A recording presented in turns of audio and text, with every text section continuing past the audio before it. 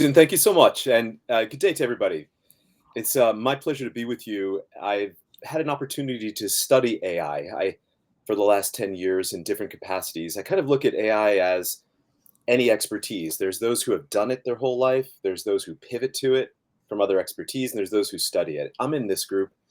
I've studied it in 2 years in something in the Pentagon called the third offset. It was a classified strategy to try to prepare for the modern era of military conflict.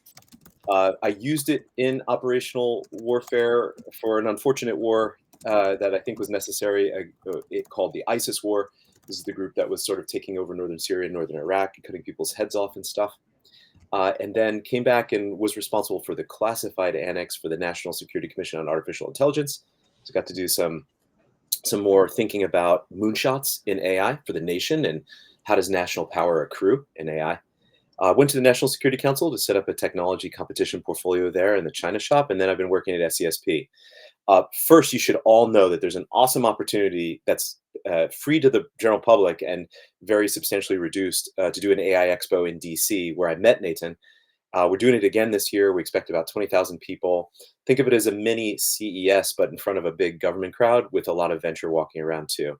So that happens June 2 through 4 of 2025. With the rest of the time, Nathan, based on your cue, I want to lay out seven general propositions for where I think AI is now and how it's intersecting with like the international competition. So I think for this crowd, most of this will probably seem self-evident, but I want to offer some basic derivatives of this. First of all, I still find it interesting when we brief people in Congress or elsewhere that there's still not an understanding that AI is a general purpose technology. And so when you think of general purpose technologies like the beginning of the machine age, 1780, and the steam engine, and machines are still with us today, and then electrification and electricity and machines like created the Industrial Revolution. Then you have the third, automation. Then you have digitization and the whole enabling of a domain that we're communicating on right now that was only technologically accessible. It was not accessible to humans until it became technologically accessible. I mark it with the first website in 1991. Those four general purpose technologies will never leave the earth. That's the nature of it. A general purpose technology subtends most functions of society, and then it sticks, it remains, it stacks, which means it combines with the other ones. So the fifth we really regard as AI, and the sixth we really regard as biotech.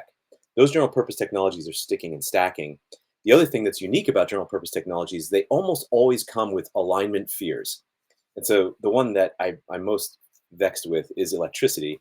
When electrification created, when Nikola Tesla created an alternating current in 1890, when he was looking down on his lab bench just trying to get an AC current to store in a battery, it was very difficult probably for him to imagine the entire electrified Earth from space. Now you see like grids all over the world lit up. Um, and that's the nature of a general purpose technology. You see it like small, like, and then 100 years from now, you can't even imagine it. But there were fears that when grids went, what were most of the homes made of in the West? They were made of wood. And so people were very afraid of the alignment issue of their homes burning down. And it, in fact, led to a professionalization of the entire discipline of firefighting just to make sure there was alignment with that general purpose technology. All of them have these episodes. AI is no different. So, number one, AI is a general purpose technology. As a result, it will never leave the earth because it's general purpose technology, it's so useful. Two, it combines with the other ones, and that's where convergence really comes into play. I think it's a very important concept. And then three, there's always alignment concerns. Usually humans get control of it and then use it for good over bad. And that's usually like the general trend that I see. Number two, we think AGI is going to come in this presidency. So we use the DeepMind definition that has 10 levels of AI progression. If you haven't seen those, I should do it this way for you guys. 10 levels, 5 levels of narrow AI, 5 levels of general AI. And general just simply meaning it can do more than one task instead of just destroy a human at the game of Go. So it's generally useful, like Open AI's O1 when it dropped. It was crushing humans about 9 to 10% above benchmarks in most of the sciences. It wasn't just good at chemistry; it could do things in physics. And I watched it do things in physics that just rocked my world. One of the coolest things I've ever seen in AI. Seen it applied to very complex physics modeling problems at Lawrence Livermore. Just blew everybody's mind.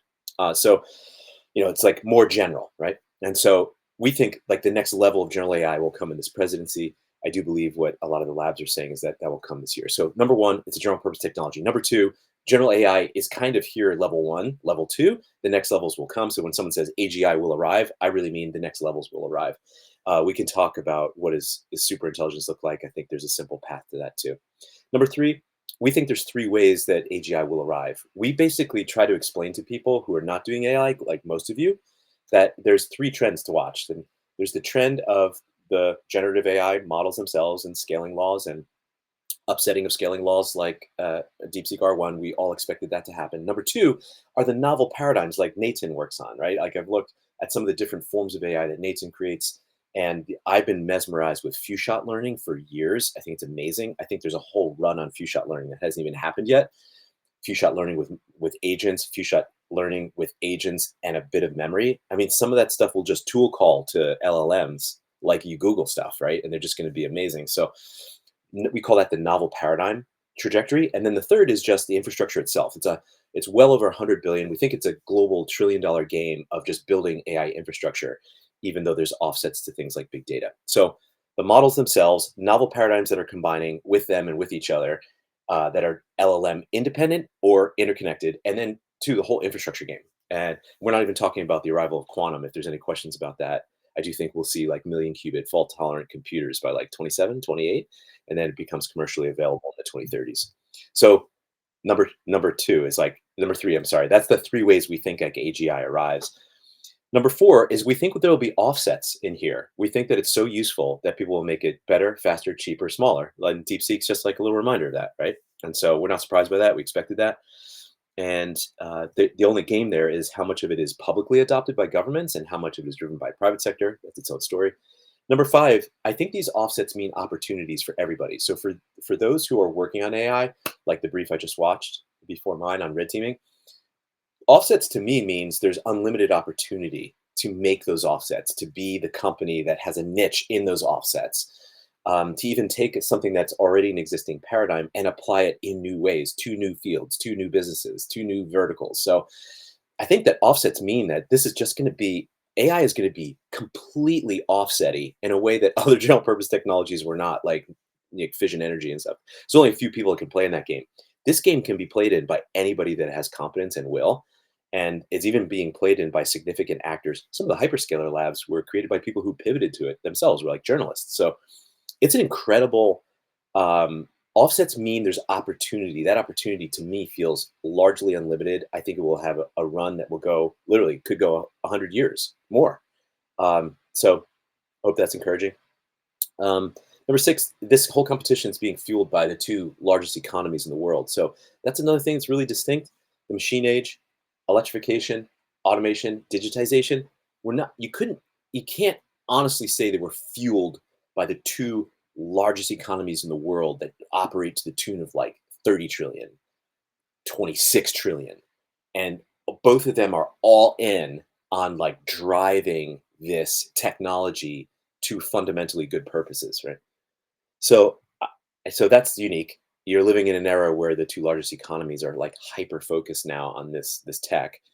And then, finally, if you asked me what's the most important thing the nation should do, is that we should envision the most productive and audaciously good positions in AI to occupy that are not here yet and go create them. That's the definition of a moonshot to me, right? Is that what people think is possible, what's actually possible are never the same.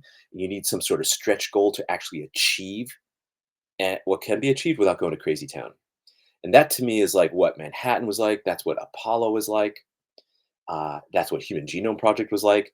If you want to look at something recently, I think Warp Speed was like this. mRNA is sitting around. It's like DARPA funded. It's sitting around two big pharmas, and then all of a sudden, you have like people dying, and then you see mRNA ramped up, and now it has amazing potential to be used for other things, and people are even now exploring cancer vaccines. So my point is, the first thing you would do if what I've said is true, it's a general purpose technology. It will stick and stack. It will remain forever, and there's always these alignment things that tend to work out. Number two, it's like the general form of it is even going to be more useful, and it's coming. You know, and that there's these mega trends that are hundreds of billions, trillions of dollars driving its achievement. There will be offsets. Those offsets create opportunities. That's where everybody enters in. That's creating this. It's fueled by the two largest economies. What would you do? In my view, if you're What would you do if that's even half true? I think a wise nation would think about these really audacious goals and then set them and then draw in talent like everyone who's on this meeting right now to go take it down. So that's my simple presentation.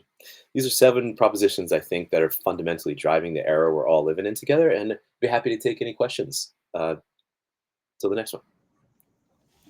Wow, that was very insightful. Thanks so much for just like taking the time to like speak with our audience today. Yeah, thank you, Nathan. I personally do have a question, right? So a lot of people, at least Yeah, within our AI community, are always like looking out for like these audacious, really ambitious AI projects that can bring people together. yeah, I guess I kind of agree with your perspective that kind of aiming high is always better than like aiming for like low, because in the worst case, if like you shoot high and you miss, at least you're at the stars, right? So I exactly. guess, do you have any ideas on like what that type of like ambitious AI project could kind of like look like, that maybe Yeah. is something that would unite the nation over the next few years? Yeah, it's a great question, Nathan. I would offer a few. First of all, I'll say there's one really, really cool classified one that moved out of the AI Commission that I think could fundamentally make the world so transparent it'll change like deterrence theory between rival nations.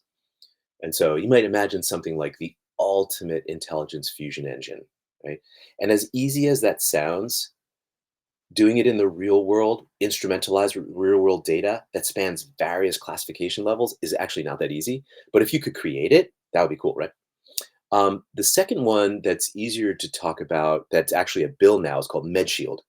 MedShield it basically says this: whether COVID was an accident, zoological, uh, you know, or a weapon that was got loose, whatever you believe where it came from, the fact is, it's just the beginning of forever with biotech. Now that biotech is a no general purpose technology on the earth, we think accidents or man made things will happen quite a bit. I actually think states who have nuclear asymmetries will look to bioweapons in time of war to match nuclear parity. It's a concept called stability and stability paradox.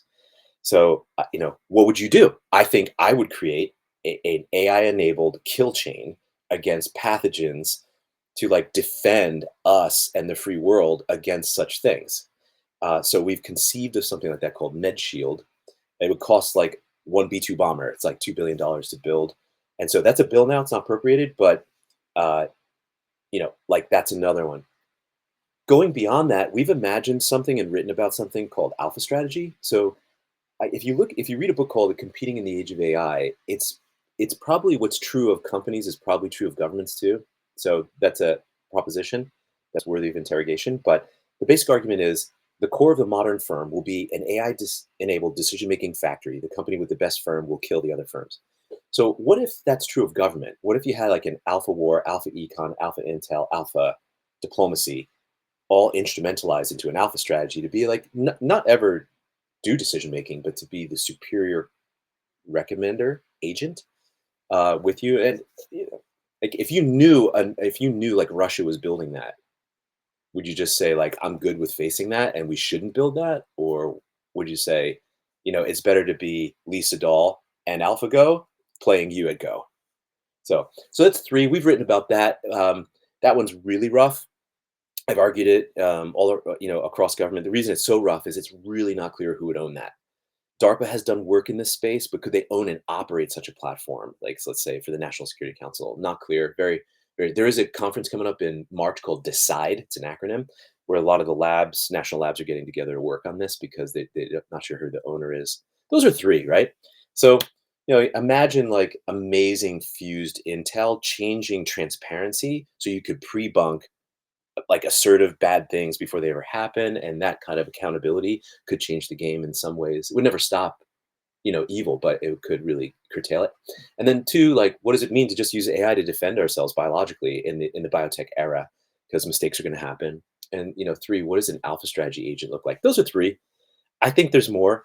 We had seven in the annex, but that's just to give like a sense of like, to me those are doable, right? We've even suggested there should be an AGI system in DC that the government can kind of call its own for three big reasons. Happy to talk about it. But we think there should be a platform that's made for national security, so that government officials could pet it and call it their own. Wow, that's really, really interesting. Yeah, I've always felt like when it comes to like AI for national security, it's kind of like if we aren't able to win as like a country, that battle like will be in a really bad spot. And Right?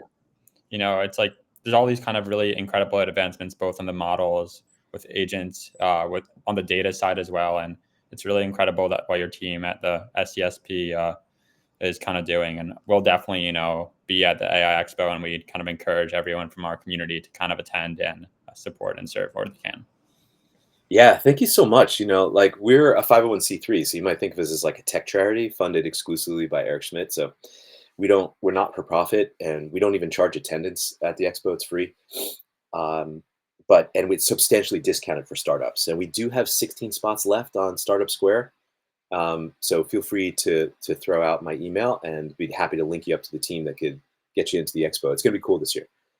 There's already a lot of people like big names that are coming to speak, and companies that are going to reveal some cool stuff, like a mini CES, but more for like national purpose and mission.